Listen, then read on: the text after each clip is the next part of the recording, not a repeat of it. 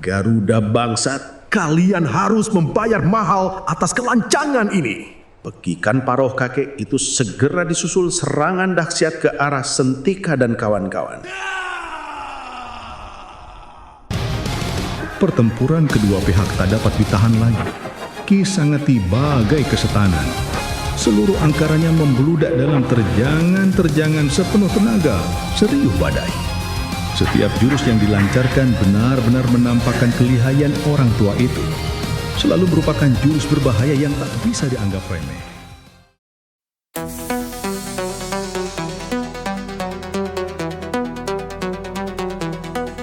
Ada 5 anak SMA, warisi silat Nusantara. Kesaktian pada zamannya, membasmi si murka angkara. Tiada yang tahu siapa, mereka harus mencarinya. Siapa pewaris ilmunya, pendekar sejati dikdaya. G5 Garuda 5 perkasa, satukan ilmu, satukan rasa. Buang egomu demi semua, untuk ciptakan jurus utama. Go, go, go, G5 go, kembangkan jurusmu. Ilmu silat sakti, warisan sejati. Go, go, go, G5 go, basmilah angkara. Jadikanlah damai di bumiku ini.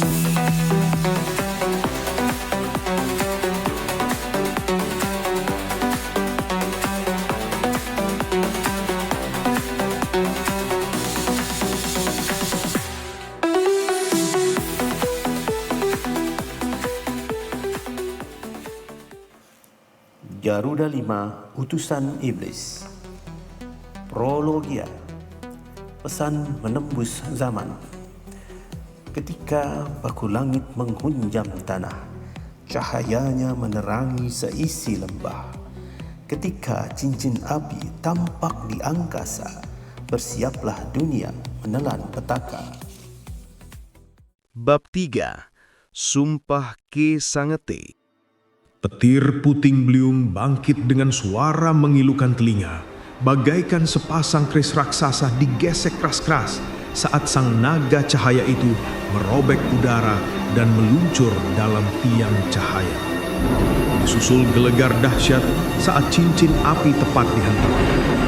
Cahaya terang benderang bermain di angkasa. Serpihan sinar biru, merah, kuning, warna-warni bertemparasan menghiasi cakrawala. Gandrik! Seruan tertahan melonjak dari bibir Ki Sangeti, berjuluk si dukun sakti dari batas neraka bumi.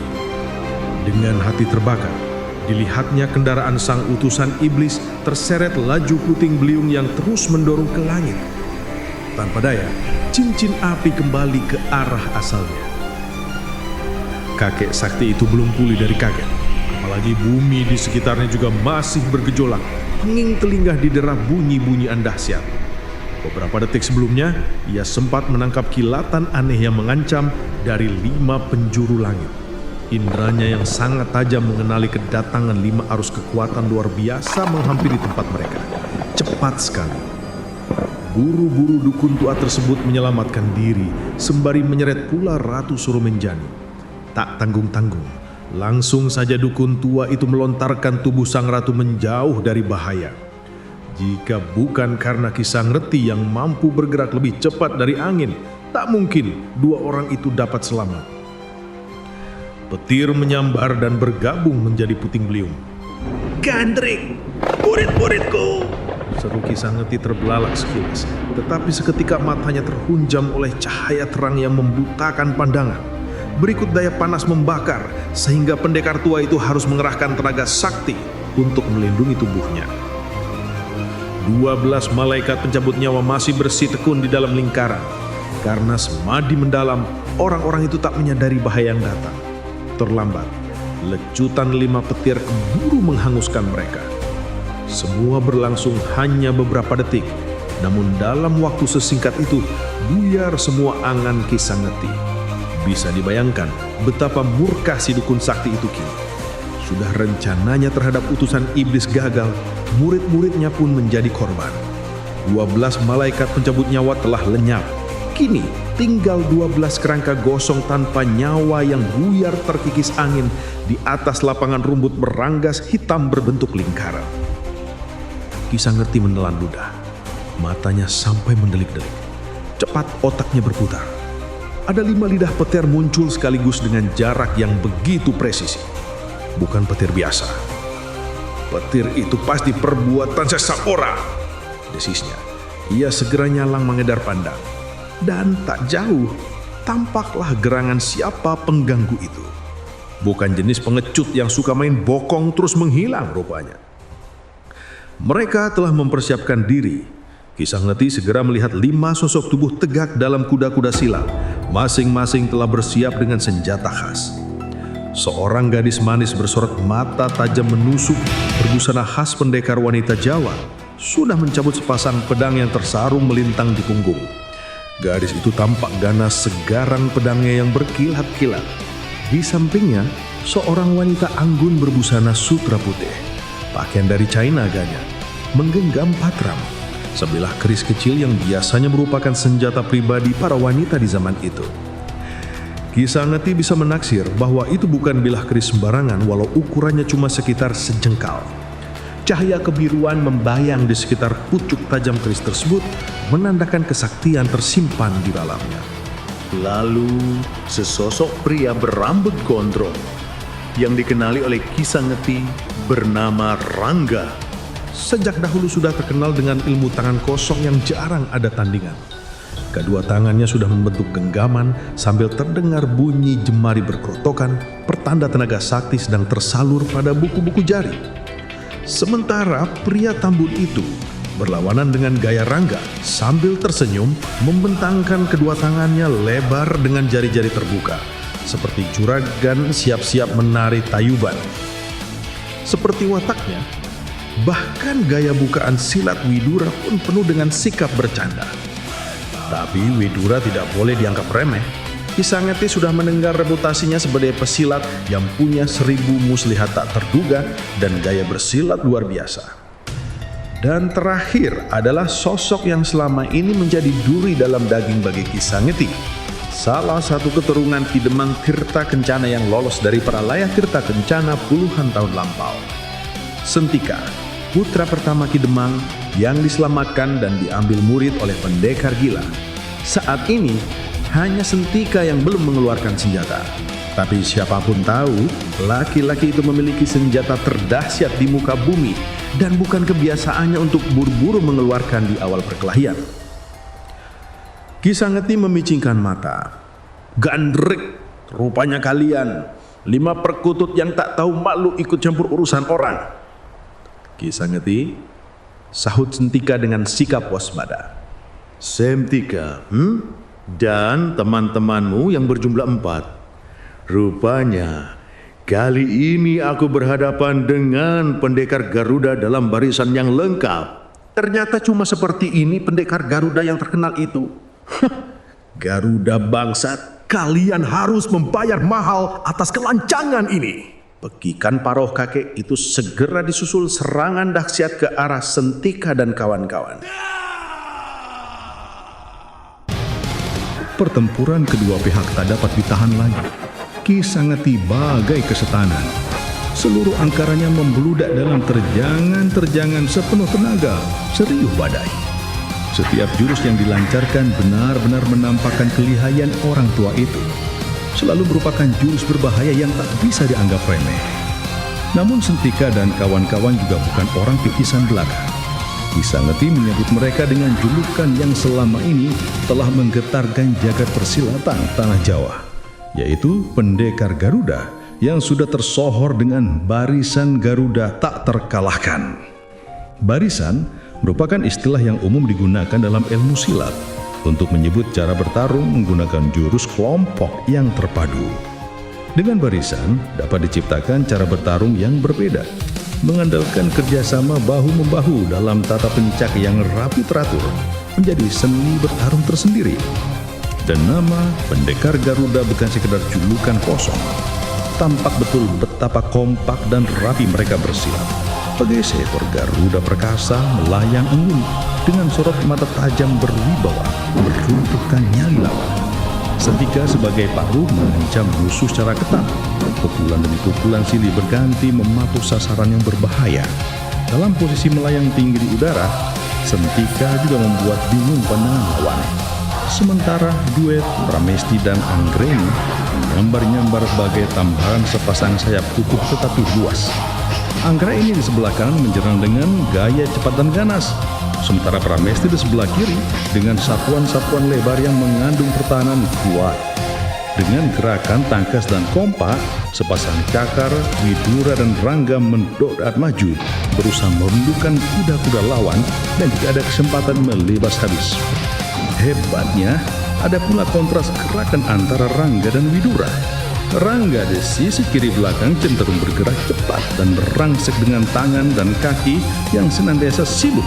Sementara Widura di posisi kanan belakang justru bergerak santai dan lambat, tetapi dengan tenaga yang besar bagai serbuan air bah.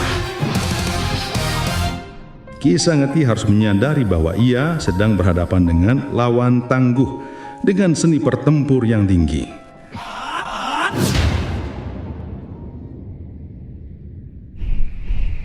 Pertempuran berimbang biasanya akan berjeda, barang satu atau dua tarikan nafas. Bukan berarti stamina menurun, melainkan memang begitulah manusia. Jika gebrakan pembuka tak menghasilkan kemenangan, ditentukanlah usaha untuk mengevaluasi gerak, mencari celah. Jana gebrakan awal hanya menghadirkan kedudukan seri, Ki Sangeti melompat mundur. Disibaknya rambut panjang gelap yang menutupi muka, disempurnakan ikatan kain pembebat kening. Matanya menatap lawan dengan tajam. Sentika, setan apa yang membuatmu buta ingin menghalangi usahaku? Mata Sentika terpicing. Usaha apa gerangan yang membawa tubuh rentamu itu kemari, Ki Sangeti? Balas Sentika. Tak usah berlagak bodoh, murid pendekar gila. Aku pun mengetahui soal utusan iblis itu. Tujuanku kemari adalah untuk bersekutu dengannya. Apa maksudmu? Kurasa utusan iblis tidak akan mudah bersekutu dengan manusia. Dia tak memerlukan kau. Ternyata otakmu tidak setajam yang kusangka. Utusan iblis memerlukan sebuah raga. Raga manusia. Tubuh seseorang yang bisa dipakai untuk menjelajah alam dunia ini dengan kejayaan di dua tangan. Pada tubuh itulah, utusan iblis akan menurunkan segala kesaktian yang dimilikinya. Seru Ki Sangeti dengan mata menyala-nyala. Agar sempurna tugasnya tanpa halang dari ilahi, utusan iblis harus menyatu dengan manusia. Pikir Sentika, teringat dalil yang dikisahkan pendekar gila. Ki Sangeti menyeringai. Nah, kau bisa memperkirakan sendiri bukan? Ragaku akan kutawarkan padanya, sehingga kesaktianmu menjadi berlipat-lipat. Dia Pramesti menyela. Otak dia Pramesti itu cepat menelaah seluruh persoalan. Dengan lugas motivasi sang kakek ditebaknya. Tepat Cah Ayu. Sungguh sayang kau mau diperisti Sentika. Kepalamu ternyata lebih berisi daripada bocah tolol itu. Maksud dan kehendakmu lah yang terlampau sederhana untuk kutebak. Cuma ada satu hal yang menjadi pertanyaanku. Bukankah persekutuan seperti itu akan memakan nyawamu sendiri, Ki Sangeti? Sepanjang perkiraanku, makhluk gaib sakti macam utusan iblis mana mau berbagi raga dengan manusia yang dianggapnya makhluk lemah. Ia akan membunuh calon tumpangannya itu terlebih dahulu. Ki Sangeti menggeleng. Kau harus menguasai caranya. Ada lakunya. Jika berhasil, kerjasama ini akan menjadi yang pertama dalam sejarah ilmu kanuragan aliran hitam. Dua kekuatan dari dua dunia masing-masing sama berkuasa dalam ragaku. Widura angkat bicara. Kalau begitu kau mengingkari kodrat manusia, Ki Sangeti, engkau akan dibakar api neraka. Sorot mata Ki Sangeti mengganas. Bisa jadi kau anggap ucapanmu benar, tapi apalah artinya buatku? Yang penting sekarang, kalian harus merasakan panasnya api nerakaku. Sebab kalian sudah lancang menggagalkan semuanya. Jika demikian halnya Ki Sangeti, Ketahuilah bukan siapa-siapa selain Gusti Allah yang membawa kami kemari untuk meruntuhkan rencana terkutukmu. Sampah! Kalau begitu, Kau memang harus menerima akibatnya, Sendika. Dulu aku gagal menghabisi keluarga Tirta Kencana sampai tumpas. Tapi sekarang rupanya bisa kelunasi. Nah, Cah Gendeng, bersiaplah untuk mati. Kisah Ngeti menyebut Cah Gendeng, bocah sinting, sebagai sindiran karena Sentika memang murid si pendekar gila. Kisah Ngeti pun menyerang kembali dan pendekar Garuda mematak tak kalah sigap. Saat itu, suasana alam sudah gak reda.